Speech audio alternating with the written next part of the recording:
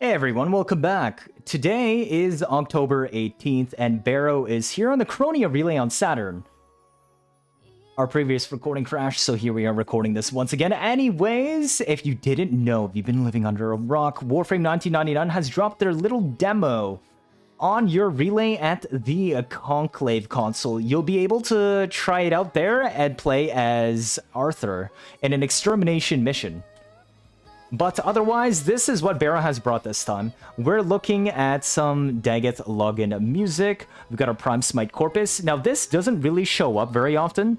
If you would like to know what you could use this for, we have Profit Taker for Exodia Contagion stuff. We also have it for Sisters of Parvos type content, or if you're doing Endurance Corpus. Outside of those, it doesn't really have that much of another use. So if you never do that type of content, it is theoretically possible to skip this, especially if you're short on resources. But as we know, you never really know when this type of mod will come back again. Pummel is garbage, don't get it. Okay, Parasabra skin is here once more, if you'd like to pick it up. Ooh, we've got a little bit of stutters going on here. But yeah, that's the design for the weapon. Got a little bit of pearly pattern beneath, but it's just an old skin. Target Cracker. This one is super important, especially if you are using one of the more modern age meta pistols, because these days most things are built as hybrid on crit and status, and this is the best general crit damage pistol mod that we have, with no real good replacements outside of just niche augments.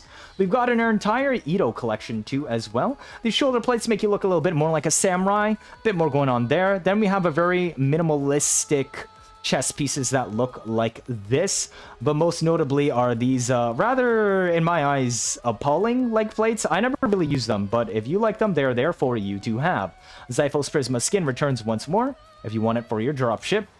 And then we also have a Teer, Raza, Sindana. I actually found this one colors nicely. It's one of the better Teer ones because it has the matte materials here, a softer metallics and a super glossy one, and it just takes in colors very, very well.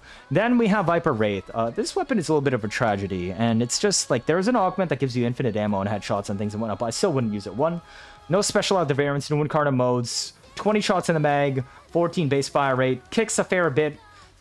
Reload is there, but like, it's what are you gonna do with this weapon? 19 crit rate, 2 times crit multiplier, 9 times status, base impacts weapon. Puncture gives you crits, slash gives you scaling damage. What the heck is impact gonna do? Right? Okay. Anyways, moving on, we've got our Noggle statue for Excalibur Odinata. That's a little decoration you can put around in your orbiter if you care about it. Sonic Core Elixis, another part of the ceremonial series. I've always found the Elixis skins look really, really nice and are crisp and clean. So if you want it for some nice fashion frame, it is there for you. Eminence in Shadow, the palette returns once more with Baro if you weren't able to pick it up in the past.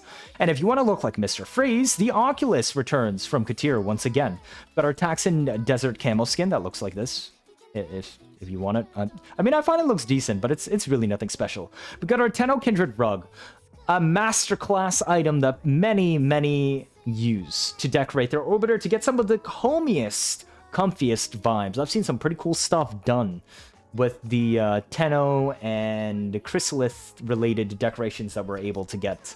And then we have Teer Ephemera, just the typical diamonds coming alongside you to just basically PP flex on your friends and laugh in your luscious life compared to them and their lack of luxuries. Then we have our Prisma Lotus emblem on your shoulders, the usual. Renewal Tiger emblem, also for your shoulders, the usual. Then Peculiar Audience, which is basically just laugh as you slaughter entire hordes of enemies at once. It is an excellent slot mod, but do just keep in mind once more, obviously, it uses a mod slot on your build. Prisma OHMA, actually a pretty good weapon. It's part of the Tonfa series. As we know, Sovereign Outcast is absolutely cracked and insane. And they, of course, still force proc heavy on slash on heavies. But not only that, the Prisma OHMA force procs electric on slam, which is super nice because melee influence. Even if you don't mod for electric, you can do pretty fancy, cool status spreading with it this way. I would strongly recommend picking up good crits and still solid status that scales up to 100% with Weeping Wounds. Okay, we have Weiser, Day of the Dead Kavat armor.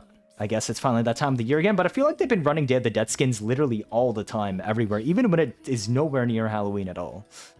We've got the Dread version 2 on the bow, and of course our Get Him a Belly glyph that always seems to, I swear every other week this shows up again.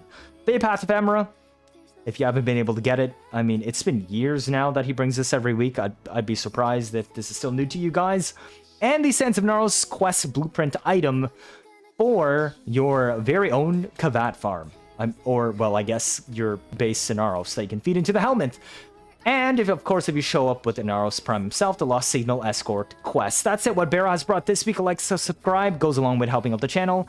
And, well, we'll still be uploading in the future. Do stay tuned. I've just been busy working on many, many different things. I traveled just home recently, but I'm back at my place now. So the uploads will return once more. Thank you all for watching, and I'll see you all next time.